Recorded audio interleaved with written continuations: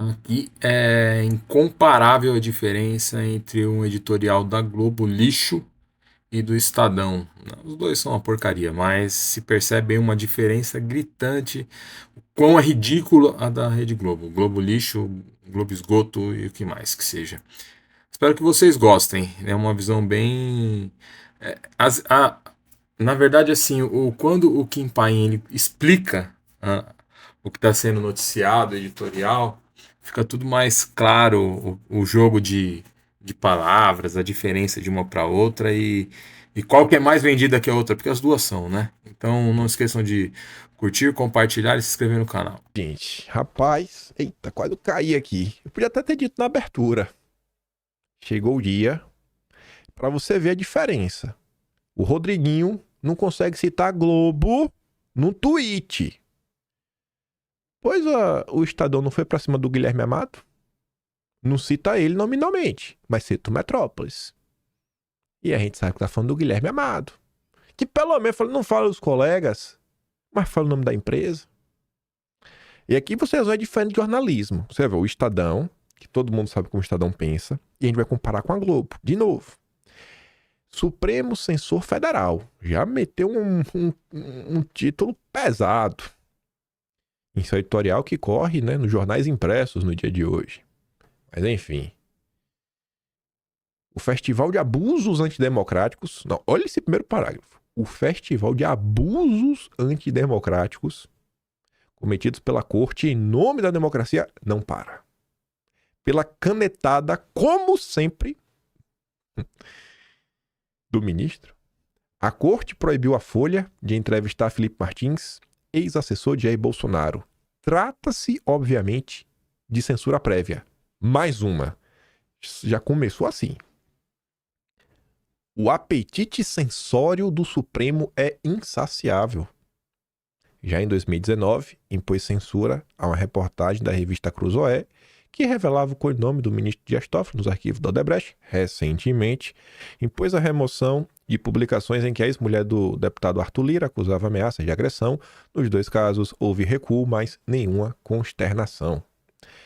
Mais assintosos são os bloqueios de perfis sociais, expedidos sem ofício, sem fundamentação, com multas draconianas no âmbito dos intermináveis, elásticos, sigilosos, inquéritos sobre fake news e mídias digitais. Ao abrigo deles, por sinal, o ministro censurou críticas de empresas de tecnologia ao pele das fake news. Olha esse nome. O Estadão se refere ao pele das fake news pelo nome que ele tem. Pele das fake news. Vocês vão saber porque eu estou falando isso. Quando a gente fala da Globo. Nas eleições de 2022, o Tribunal Superior Eleitoral, sob a presença do ministro, censurou previamente um documentário sobre o atentado a Bolsonaro e ordenou a remoção de posts que apontavam o apoio de Lula ao ditador nicaragüense Daniel Ortega, entre outros. Felipe Martins, suspeito de ter participado de uma trama de golpe de Estado, foi recentemente solto após 6 meses de prisão flagrantemente ilegal. O Estadão tá revoltado, viu? O ordenamento jurídico prevê a prisão preventiva em casos excepcionalíssimos, como garantia da ordem pública e econômica ou riscos à instrução criminal ou aplicação da lei penal. Nenhum desses requisitos foi comprovado. A prisão foi decretada com base numa notícia imprecisa do portal Metrópolis, segundo a qual Martins teria deixado o Brasil em dezembro. O próprio veículo admitiu o erro. Imprecisa, não foi fake news, né? Pra ficar melhor, nota 6. Nota 6. Tem nota 6 porque passa. Passa porque a média é baixa, senão você vai ter que reprovar todo mundo. Como a média é 6, você tem que pegar uma coisa, pelo menos aprovar um. Fala, não, tem que aprovar pelo menos um. Não pode reprovar a turma inteira. Nota 6. Para ganhar um 10, só trocando o termo imprecisa para fake news e, em vez de botar só portal Metrópolis, tem que colocar publicada pelo jornalista Guilherme Amado no portal Metrópolis. Aí ficava 10. Com base numa fake news, publicada pelo jornalista, pode até chamar de jornalista, Guilherme Amado do portal Metrópolis. Aí ficava show. Aí é 10. Aqui é 6. Mas já tá valendo. Você vê que o Rodrigo da Silva não consegue citar os tais jornalistas e veículos de imprensa que coadunam o que está acontecendo. Mas o Estadão consegue apontar problemas e citar os seus coleguinhas. Felipe Martins não precisaria provar sua inocência, mas provou, com documentação exaustiva. A PGR recomendou a soltura em março, mas foi ignorada. Só em agosto, o ministro determinou, mas ainda assim, com medidas restritivas, também sem fundamento, entre elas a proibição de publicar em redes sociais.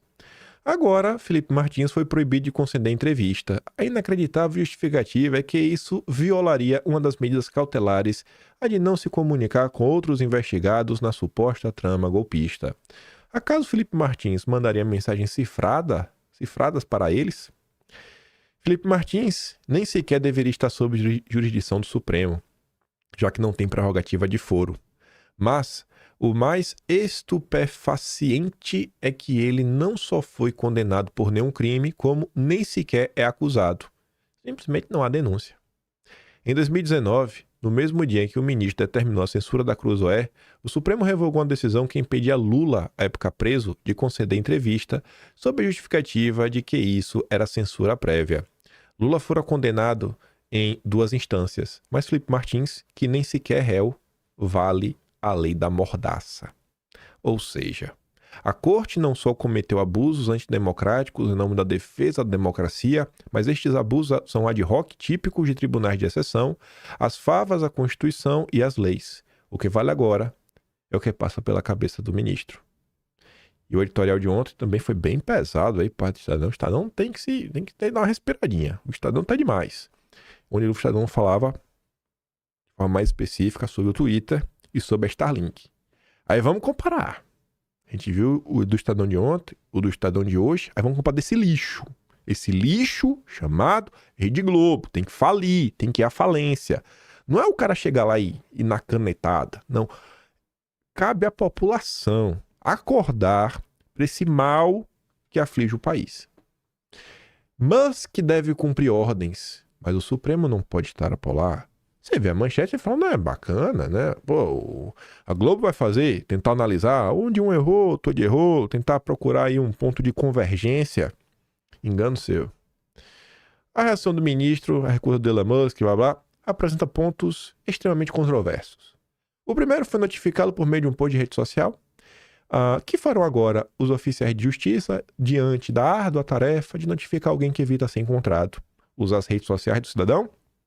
Cabe tal procedimento em nosso sistema de justiça? Ou a inovação valerá apenas para os ministros da corte?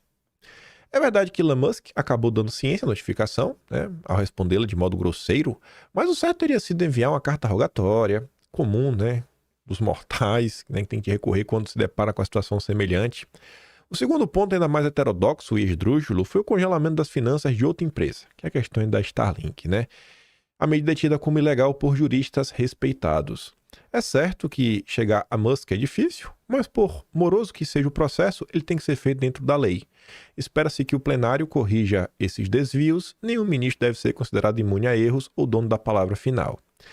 Diante da reiterada arrogância de Musk, não restou alternativa senão suspender o X no país para que o Brasil pudesse exercer sua soberania. Bom, segundo a Mônica Bergamo, o Elon Musk, ele procurou pessoas, mas ninguém quis assumir a representação com medo de ser preso.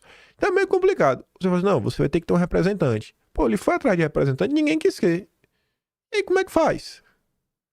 Como é que faz nesse caso? Ele foi atrás, não achou. O Tom tá com medo de ser preso. Foi o que a Mônica Bergamo noticiou. Não sou eu, foi a Mônica Bergamo. Mas estipular multas para usuários que acessem a rede usando programas, né, os VPNs, extrapola todos os limites do razoável. Os excessos flagrantes do ministro, contudo, em nada mudam a obrigação do Elon Musk em respeitar as ordens da justiça como qualquer empresário sério. É sintomático que Elon Musk se diga libertário, mas critique democracias como França, Reino Unido, sim, Brasil, eu adoro a democracia brasileira, que tentam regular a selva que as redes se transformaram. Na Índia, país que enfrenta um preocupante recuo democrático. Ele acatou todas as determinações para remover conteúdos e contas jornalistas que incomodavam o regime do premier Narendra Modi. O Modi é um cara mais à direita, né? Parece aí que E a Globo tá preocupada, porque é de direita. Se fosse de esquerda, banha de todo mundo, usa a turma dos Soros, a Globo não tinha falado nada. Tá bom. Na Turquia, respeitou a ordem para reduzir o alcance de tweets críticos ao governo autoritário do Tayyip Erdogan. Nos Estados Unidos, onde a lei é mais tolerante, com discursos considerados criminosos em outros países, as plataformas precisam tomar cuidados. Durante Fica em Casa, Facebook e Instagram cederam a pressões do governo, reduziram o alcance de conteúdos criticando o fechamento de escolas. Na campanha eleitoral de 2020, suprimiram postagens com denúncias envolvendo o filho do Biden. Em carta recente, Elon Musk, porém, se diz arrependido de ter cerceado os usuários em ambas as ocasiões. Aí, a Globo vai finalmente. Cada um desses casos deve ser avaliado por seus próprios méritos e circunstâncias. É verdade que em certas situações, a justiça pode se exceder ao tentar controlar crimes cometidos por meio das plataformas. Isso é lamentável. Peraí. A justiça se excede por crimes. Que crime que aconteceu? Qual foi o crime que aconteceu na rede social? Mas essas redes não podem usar tais excessos ou a defesa da liberdade de expressão como um pretexto para fugir de suas responsabilidades. A mídia tradicional, mesmo em democracias centenárias, sempre foi regulada sem prejuízo às liberdades. Por que as mídias digitais não podem ser reguladas? Mas acho que elas são. Tem até o Marco Civil da internet, o meu tipo de regulação que querem fazer. Liberdade de expressão é valor cardeal em qualquer democracia, mas não se trata de direito absoluto. O uso do meio digital para cometer crimes precisa ser coibido. Que crime? Eu nunca... Cadê a preocupação com os golpes que estão acontecendo aos montes por WhatsApp, Instagram, etc? Cadê a preocupação com os golpes? Cadê a preocupação com os golpes? Que crime que tá preocupado? É o cara que postou um emoji, que falou mal do William Bonner. Viu? E eventuais exageros da justiça podem ser atribuídos a um regime jurídico ainda leniente demais com as plataformas. Oh, meu Deus, olha só. Eles estão errando porque eles são bondosos demais. O sistema jurídico, ele exagera porque ele é muito leniente. Se ele fosse mais duro, não precisava exagerar. Rapaz, no Brasil, a aprovação do quê? Do PL das redes sociais. Oh! Você tá vendo como são as coisas? O Estadão chama pelo nome verdadeiro, PL das fake news. Todo mundo conhece pelo nome PL das fake news. Só que esse projeto de lei, ele foi tão debatido que a população sabe do seu problema. A população viu as maldades que estavam dentro dele. Aí a Globo, não é a primeira vez que a Globo faz isso, troca o nome para tentar enfiar a goela abaixo. Então, no final do dia, o que a Globo está fazendo é criar todo o editorial para falar que o problema no final do dia é porque a gente não está punindo o suficiente. É porque nós estamos sendo duros o suficiente. E a solução para o Brasil é o PL das redes sociais. Você está vendo a diferença? A Globo está preocupada em destacar quem está quebrando as regras. A Globo está preocupada com o PL 2630. E você vê lá como estava o editorial do Estadão sobre o tema de ontem e o editorial do Estadão de hoje. Até lá, o país estará à mercê de empresários arrogantes e decisões judiciais improvisadas. Oh, improvisão, meu Deus do céu. Por que não tem o PL 2630? Rede Globo. Que vá à falência, que o povo acorde.